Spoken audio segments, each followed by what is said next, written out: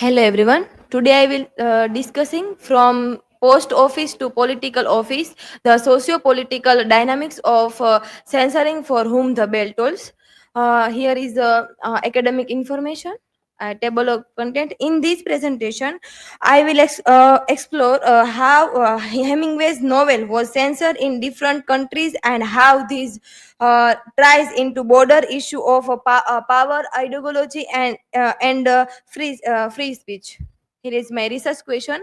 How did the censorship of for whom the bell tolls reflect border political and ideological struggle, and what parallel can be drawn to modern forms of information control? And hypothesis, the censorship for whom the bell tolls was not merely about exploiting content, but rather a strategic suppression of a political dissent.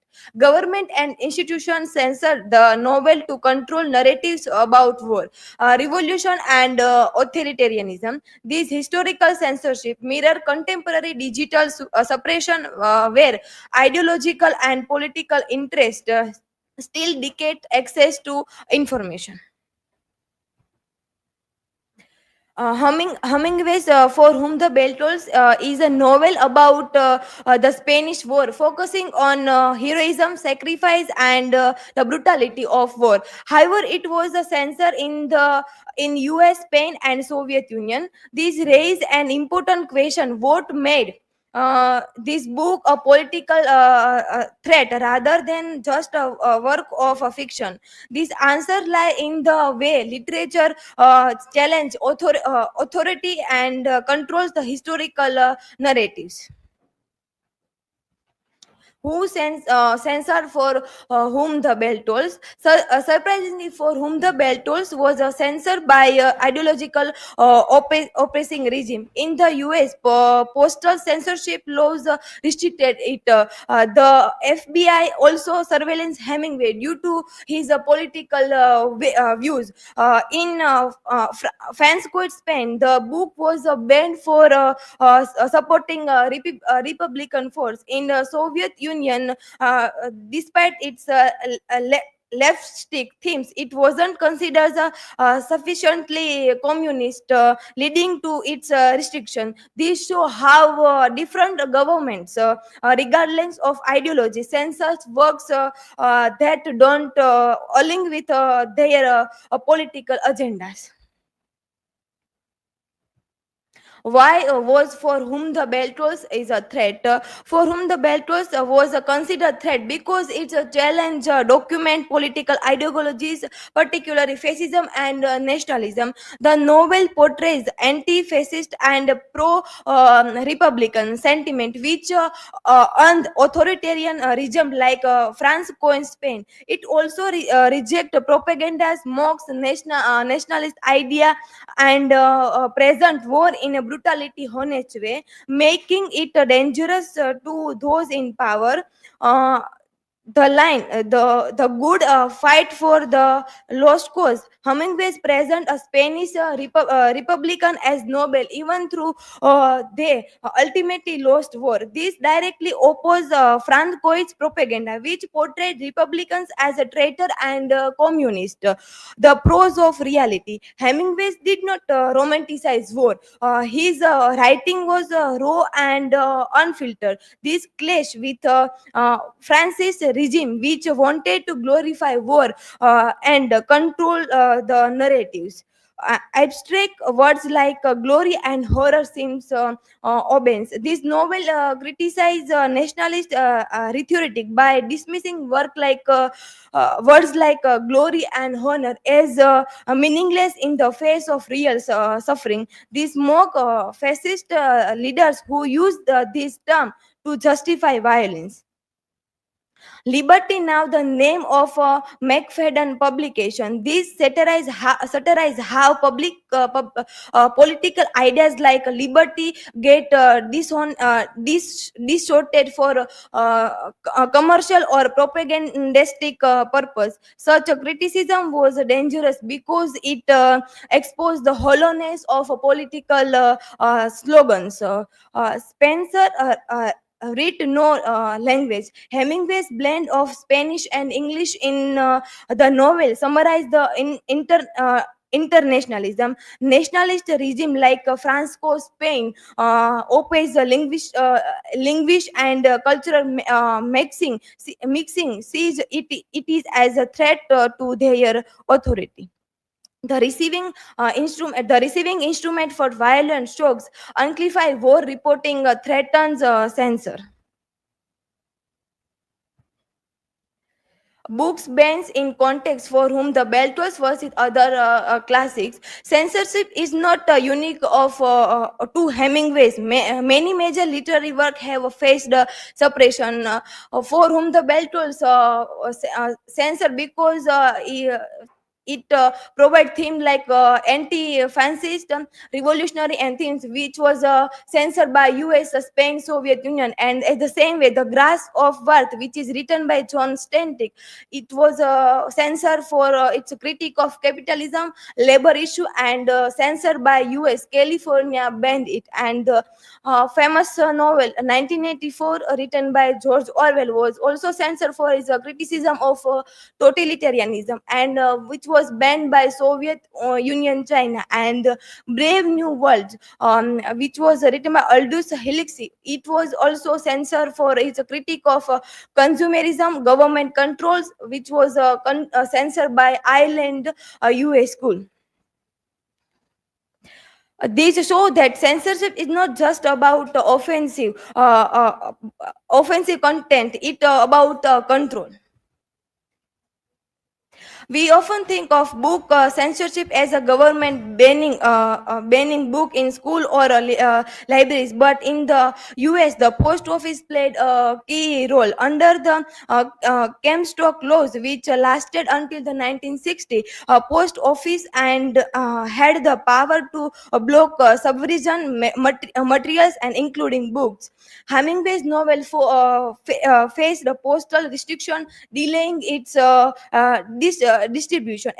For example, books advocating for labor rights, birth control, or anti-war sentiments were often restricted through its method. Through this method, government censorship, the political office factor. Censorship is not just about individual books, it's about shaping national narratives. In Franco Spain, books that question nationalist rule were banned. During MC Catholicism in US, authors were blacklisted for un-American content. During the Cold War, both leftist and anti-totalitarian books were suppressed in different regions. These show that whether a book is censored depends not on its truth but on who hold power. Censorship today, are we still doing this? We like to think we have moved up, past censorship, but have we? Books like the Handmaid's Tale and Muse are still banned in school today's. Modern day censorship extend beyond books. Now we see it in online space and media. For example, certain political books are still removed from school and citing disservice. So, its censorship truly a thing of the past, or yet is involved into the something new. The role of being teach a new censorship tool. In Hemingway's time, books were censored through post office and political office. Today's major teacher platform like Google, Twitter, and Facebook controls the information. Algorithm decline what content is visible and effective suppression certain viewpoint.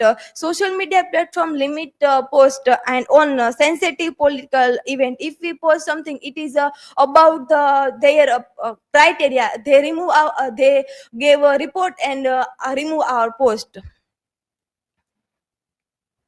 Free speech versus misinformation, the new debate. Censor is a double-edged sword. On one hand, suppressing books can limit important idea. On other hand, misinformation can be dangerous. Modern example: should governments or social media companies regulate content about election, public health, or history? Who declare what is true and what is misleading? Social media flagged certain political discussions, similar to how books were censored in the past.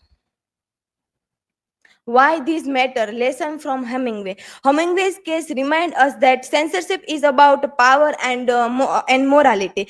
Francois feared book that suppose democracy. MC Cathy feared book that criticize capitalism.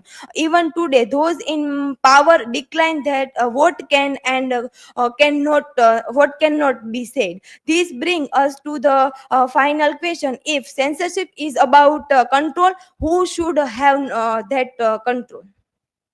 In the conclusion, the censorship of for whom the bell tolls exemplify how literature is often restricted to serve political and ideological agenda. From post office bans in the US to outrage prohibition in Francois Spain and the Soviet Union, its suppress was driven by fear of subversion idea rather than offensive language. Today's, while traditional books ban the persist, digital platform and algorithmic controls have become the new tools of information suppression. These case underscores that censorship is rarely about morality alone. It is a mechanism of power shaping public consciousness and controlling historical narrative.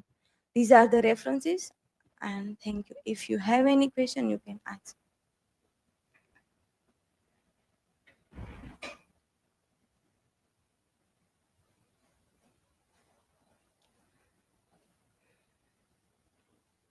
So, Rutvi, my question is, if For Whom the Bell Tolls were published today, do you think it would still face censorship? Why or why not? Yes, it depends on where it going to publish. If I talk about India, if Indian government may allow to publish this book, because nowadays he is giving permit to violent movie like Animal M. In It may ban about particular about his theme like anti-fascist and some context of sexuality of John Madden and Maria. It depends on where it going to, if it is published in China, like monarchy's place may ban, but in it talk about digital era, it may allow to publish it.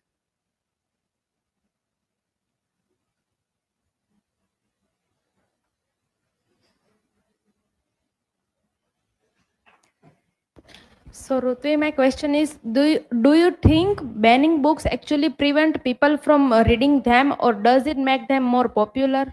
If I talk, the banning books often have an effect on popularity, because if we have curiosity why this book banned and what is thing in that the government ban it.